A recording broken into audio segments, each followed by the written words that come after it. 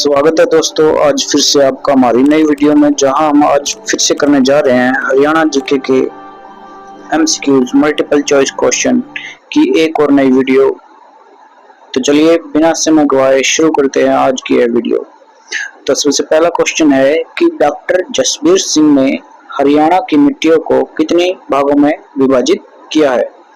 Option A है 5, option B है 7, option C है 6, ऑप्शन डी है 8। तो जो इसका राइट आंसर है वो हो जाएगा ऑप्शन सी, यानी कि 6 भागों में विभाजित किया गया है। जो मिट्टियों का विभाजन है डॉक्टर जसबीर सिंह के अनुसार वो कितना है, 6 का। नेक्स्ट क्वेश्चन देखिए कि सतह के आधार पर हरियाणा की मिट्टी को कितने भागों में बांटा गया है सतह के अनुसार। Option A 2, B 3, C 4, D 5। तो जो इसका राइट आंसर है वो हो जाएगा 3 भागों में विभाजित किया गया है। ये विभाजन किसके आधार पर है, सतह के आधार पर, यानी कि जो धरातल है उसका ऊपर का जो आधार है वो कैसा है। नेक्स्ट क्वेश्चन देखिए कि डॉक्टर जसबीर सिंह द्वारा लिखित पुस्तक का नाम क्या है, यानी कि जो डॉक्टर जसबीर सिंह ने पुस्तक लिखी है उसका नाम क्या है। ऑप्शन ए है हरियाणा का भूगोल, ऑप्शन बी हरियाणा की कृषि, option C an agriculture geography of Haryana, option D Haryana मृदा विज्ञान। तो जो इसका राइट आंसर है वो हो जाएगा an agricultural geography of Haryana. यह पुस्तक किसके द्वारा लिखी गई है, डॉक्टर जसबीर के द्वारा लिखी गई है। नेक्स्ट देखिए हरियाणा के मैदानी भागों में अधिकांशतः यानी कि ज्यादातर किस प्रकार की मिट्टी पाई जाती है। तो यह पूछ रहा है मैदानी भाग में। ऑप्शन ए लाल मिट्टी, ऑप्शन बी काली मिट्टी, ऑप्शन सी पथरीली मिट्टी, ऑप्शन डी पीले रंग की उपजाऊ मिट्टी। तो जो इसका राइट आंसर हो जाएगा वो हो जाएगा पीले भूरे रंग की उपजाऊ मिट्टी। यह मैदानी भागों में ज्यादातर पाई जाती है। नेक्स्ट देखिए कि केंद्रीय मिट्टी लवणता अनुसंधान केंद्र हरियाणा के किस जिले में स्थित है। Option A Hisar, option B Jind, option C Karnal, D Kurukshetra. तो जो इसका राइट आंसर है वो हो जाएगा करनाल। यह जो है करनाल में स्थित है, केंद्रीय मिट्टी लवणता अनुसंधान केंद्र करनाल। नेक्स्ट देखिए हरियाणा में अत्यंत हल्की मिट्टी को किस अन्य नाम से भी जाना जाता है। ऑप्शन ए रोसली मिट्टी, ऑप्शन बी चीका मिट्टी, ऑप्शन सी बालुका प्रधान दोमट मिट्टी, या डी डाकर मिट्टी। तो जो इसका राइट आंसर है वो है बालुका प्रधान दोमट मिट्टी। नेक्स्ट देखिए हरियाणा की किस मृदा को यानी किस मिट्टी को सूखी मृदा के नाम से भी जाना जाता है। ऑप्शन ए हल्की मिट्टी, बी मध्यम मिट्टी, सी अत्यंत हल्की मिट्टी, डी भारी मिट्टी। तो जो इसका राइट आंसर है वो है अत्यंत हल्की मिट्टी को जो है सूखी मृदा के नाम से जाना जाता है। हरियाणा की कौन सी मिट्टी में बालुका स्तूपों का निर्माण होता है। बालुका स्तूप का निर्माण जो है कौन सी मिट्टी में होता है। ऑप्शन ए है मध्यम मिट्टी, ऑप्शन बी भारी मिट्टी, ऑप्शन सी अत्यंत हल्की मिट्टी और ऑप्शन डी ग्रीपादीय मिट्टी। तो जो इसका राइट आंसर है वो हो जाएगा अत्यंत हल्की मिट्टी को जो है बालुका स्तूपों का निर्माण होता है। तो कौन सी मिट्टी में बालुका स्तूपों का निर्माण होता है, अत्यंत हल्की मिट्टी में बालुका स्तूपों का निर्माण होता है। अत्यंत हल्की मिट्टी हरियाणा के किन जिलों में प्रमुखता से पाई जाती है। ऑप्शन ए है करनाल, पानीपत, सोनीपत, बी पंचकुला, अंबाला, यमुनानगर, सी सिरसा, फतेहाबाद, हिसार, डी रेवाड़ी, गुरुग्राम, पलवल। तो जो इसका राइट आंसर है वो हो जाएगा सिरसा, फतेहाबाद और हिसार बेल्ट में जो है अत्यंत हल्की मिट्टी पाई जाती है। नेक्स्ट देखिए अत्यंत हल्की मिट्टी में मुख्यतः रूप से कौन सी फसलें उगाई जाती है। ऑप्शन ए गन्ना चावल, बी गेहूं चना, सी बाजरा दालें, डी सब्जियां फल। तो जो इसका राइट आंसर है वो हो जाएगा बाजरा और दालें। नेक्स्ट देखिए, हरियाणा में रोसली मिट्टी किस प्रकार की मिट्टी को कहा जाता है? ऑप्शन ए अत्यंत हल्की मिट्टी, ऑप्शन बी अपेक्षाकृत बलुई बलुई दोमट मिट्टी, या फिर ऑप्शन सी बलुई दोमट मिट्टी, या डी दोमट मिट्टी। तो जो इसका राइट आंसर है वो हो जाएगा अपेक्षाकृत बलुई दोमट मिट्टी। नेक्स्ट देखिए, अपेक्षाकृत बलुई दोमट मिट्टी हरियाणा के किन जिलों में पाई जाती है? Option A Sirsa Fatehabad, B Karnal Kaithal, C Hisar Jhajjar Rewari, D Ambala और यमुनानगर। तो जो इसका राइट आंसर है वो हो जाएगा हिसार झज्जर और रेवाड़ी। यहाँ जो है अपेक्षाकृत बलुई दोमट मिट्टी पाई जाती है। नेक्स्ट देखिए कि बलुई दोमट मिट्टी हरियाणा में मुख्य रूप से कहाँ पाई जाती है? पहले था अपेक्षाकृत बलुई दोमट मिट्टी, अब की बार है बलुई दोमट मिट्टी। ऑप्शन ए यमुना नदी के किनारे, ऑप्शन बी रावली क्षेत्र में, ऑप्शन सी घग्गर नदी के किनारे जिसका डबवाली और सिरसा बाग है, डी शिवालिक पहाड़ियों में। तो इसका जो राइट आंसर है वो है घग्गर नदी के किनारे, और जो क्षेत्र है स्पेशली वो है डबवाली और सिरसा। नेक्स्ट देखिए कि डॉक्टर जसबीर सिंह ने के अनुसार मध्यम मिट्टी कितने प्रकार की होती है? Option A 2, B 3, C 4, D 5। तो जो इसका राइट आंसर है वो हो जाएगा ऑप्शन बी यानी कि 3। तो यह मध्यम मिट्टी जो है वो 3 प्रकार की होती है। नेक्स्ट देखिए, हरियाणा के मध्यवर्ती भाग में, जहां मध्यवर्ती भाग किसको कहेंगे? करनाल कैथल कुरुक्षेत्र जींद में कौन सी मृदा जो है मिट्टी पाई जाती है? ऑप्शन ए हल्की दोमट मिट्टी, ऑप्शन बी मोटी दोमट मिट्टी, सी दोमट मिट्टी, डी अत्यंत भारी मिट्टी। तो जो इसका राइट आंसर है वो हो जाएगा दोमट मिट्टी पाई जाती है। नेक्स्ट देखिए, किस मिट्टी में जल धारण करने की क्षमता सबसे अधिक होती है? तो ऑप्शन ए है रेतीली मिट्टी में, बी दोमट मिट्टी, सी चिकनी मिट्टी, डी बलुई दोमट मिट्टी। तो जो इसका राइट आंसर है वो हो जाएगा चिकनी मिट्टी। चिकनी मिट्टी में जो है जल धारण करने की क्षमता सबसे अधिक होती है। सामान्यतः भारी मिट्टी को हरियाणा में किस नाम से जाना जाता है? किसको जाना जाता है? भारी मिट्टी का सामान्यतः क्या नाम है? Option A Bangar, B Khadar, D C Dhakar, या डी सोलर। तो जो इसका राइट आंसर है वो हो जाएगा खादर। खादर मिट्टी को जो है भारी मिट्टी को खादर के नाम से जाना जाता है। नेक्स्ट देखिए, सामान्यतः भारी मिट्टी जो है हरियाणा में कहाँ पाई जाती है? ऑप्शन ए घग्गर नदी के किनारे, ऑप्शन बी राजस्थान से लगती सीमा पर, सी यमुना नदी के दोनों ओर, डी शिवालिक पहाड़ियों के नीचे। तो जो सामान्यतः भारी मिट्टी है वो हरियाणा के यमुना नदी के किनारे के दोनों ओर पाई जाती है। नेक्स्ट देखिए, हरियाणा के जगाधरी यमुनानगर में पाई जाने वाली लोहा युक्त चिक्का मिट्टी को किस नाम से जाना जाता है? तो यह क्या है? लोहा युक्त चिक्का मिट्टी है, उसको कहाँ पाई जाती है? यमुनानगर और जगाधरी के पास। उसको किस अन्य नाम से भी जाना जाता है? ऑप्शन ए सोलर मिट्टी, ऑप्शन बी खादर मिट्टी, ऑप्शन सी ढाकर मिट्टी, ऑप्शन डी कंधी मिट्टी। तो जो इसका राइट आंसर है वो हो जाएगा ढाकर मिट्टी। नेक्स्ट देखिए, हरियाणा के थानेसर और फतेहाबाद क्षेत्रों में पाई जाने वाली कठोर चिक्का मिट्टी, ये कौन सी मिट्टी है? कठोर चिक्का मिट्टी को क्या कहा जाता है और कहाँ पाई जाती है? थानेसर और फतेहाबाद में।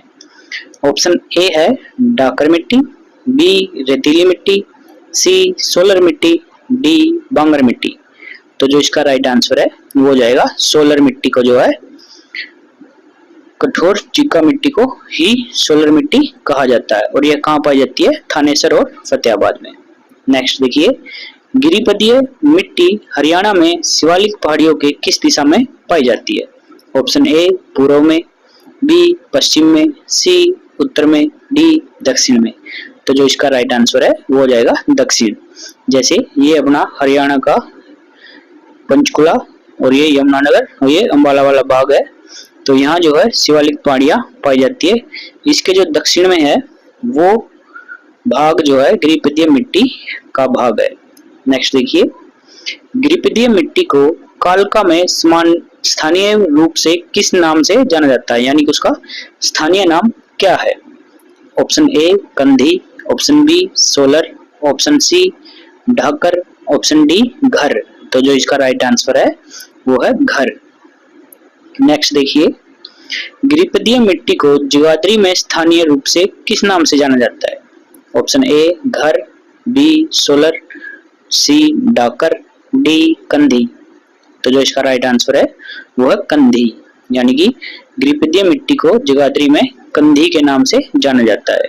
नेक्स्ट देखिए, हरियाणा में कौन सी मिट्टी को चट्टानी मिट्टी या पथरीली मिट्टी भी कहा जाता है और यह कहाँ पाई जाती है? ऑप्शन ए शिवालिक के निचले भाग में, ऑप्शन बी यमुना के किनारे, ऑप्शन सी अरावली पर्वत श्रेणी के दक्षिणी भाग में, ऑप्शन डी मध्य हरियाणा के मैदानी भाग में। तो जो इसका राइट आंसर है वो अरावली पर्वत श्रेणी के दक्षिणी भाग में जो है यह मिट्टी पाई जाती है। इसको क्या कहते हैं? चट्टानी मिट्टी या पथरीली मिट्टी। तो अरावली जो है वो दिल्ली से लेकर राजस्थान तक जाता है और उसके जो दक्षिण भाग में है वो क्या है? पथरीली और चट्टानी मिट्टी। नेक्स्ट है कि हरियाणा में लाल चेस्टनट मिट्टी किस जिले में पाई जाती है?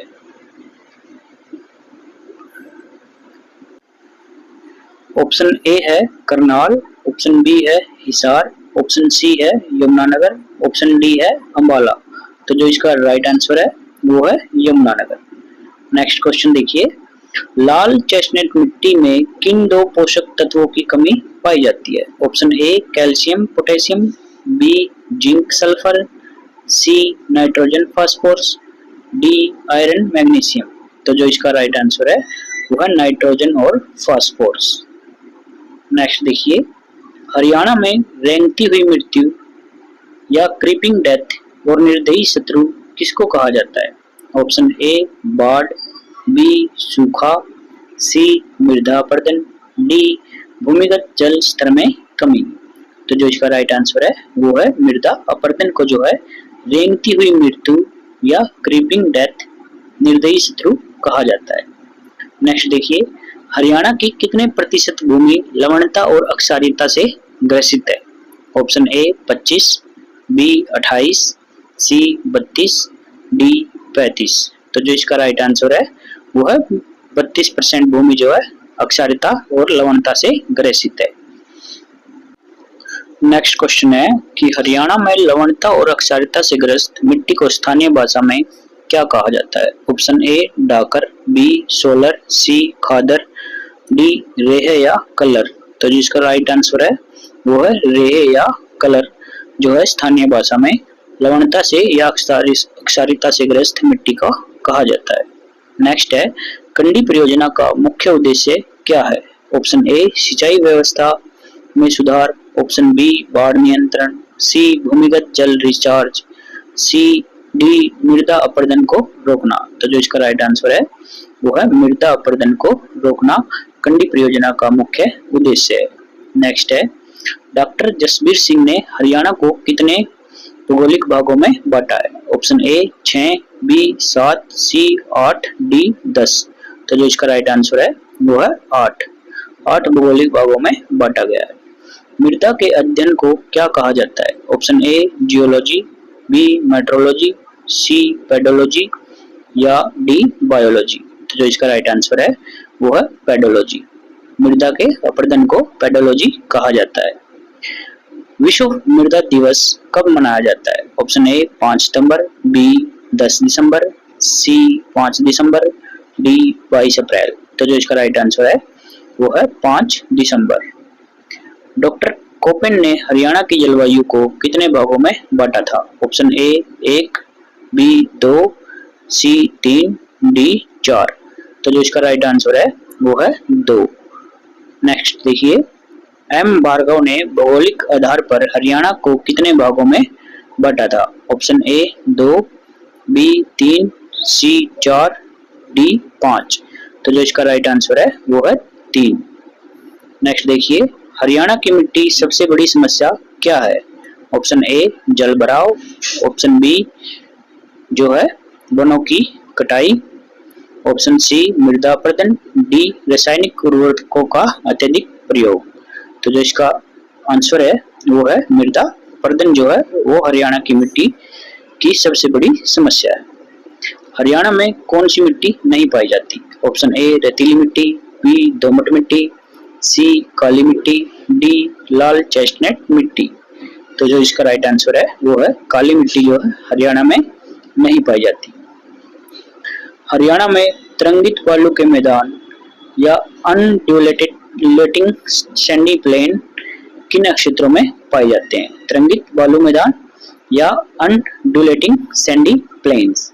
Option A Karnal, Kaithal, Kurukshetra, B Ambala, Panchkula, Yamunanagar, C Mahendragarh, Rewari, Gurgaon, D Fatehabad, Sirsa, Hisar. तो जो इसका राइट आंसर है वो है महेंद्रगढ़, रेवाड़ी और गुड़गांव। हरियाणा में कुल फसल क्षेत्र का कितना प्रतिशत बागवानी फसलों के अंतर्गत आता है? Option A 5, B 8, C 10, D 12। तो जो इसका राइट आंसर है वो है 8%। नेक्स्ट देखिए, हरियाणा सरकार का वर्ष 2030 तक बागवानी क्षेत्र को कुल कृषि क्षेत्र के कितने प्रतिशत तक लाने का लक्ष्य है? Option A 10, B 12, C 15, D 20। तो जो इसका राइट आंसर है वो है 15%। नेक्स्ट देखिए, सब्जी उत्कृष्टता केंद्र हरियाणा में कहाँ स्थित है? Option A Mangiana, B Gurgaon Ladwa, C Gharaunda, D Shahabad. इसका जो राइट आंसर है वो है गरौंडा करनाल में। बागवानी उत्कृष्टता केंद्र हरियाणा में कहाँ स्थित है? Option A Gharaunda, B Ladwa, C Mangiana, D Shahabad. तो जो इसका राइट आंसर है वो है मंगियाना सिरसा में जो है बागवानी उत्कृष्टता केंद्र स्थित है। उपोष्ण कटिबंधीय फल उत्कृष्टता केंद्र हरियाणा में कहाँ स्थित है? Option A Gharaunda, B Mangiana, C Ladwa, D Nilokheri. तो ऑप्शन इसका जो राइट है वो है लाडवा। ये कहाँ है? कुरुक्षेत्र में। एकीकृत मधुमक्खी पालन केंद्र हरियाणा में कहाँ स्थित है? Option A Ladwa, B Gharaunda, C Nilokheri, D Shahabad. इसका जो राइट आंसर है वो है शाहबाद कुरुक्षेत्र में एकीकृत मधुमक्खी पालन केंद्र स्थित है। हरियाणा में सबसे ज्यादा हल्दी कहाँ उत्पादन कहाँ किया जाता है? Option A Ambala, B Kurukshetra, C Yamunanagar, D Panipat. तो जो इसका राइट आंसर है वो है यमुनानगर। नेक्स्ट देखिए, भावांतर भरपाई योजना का संबंध किससे है?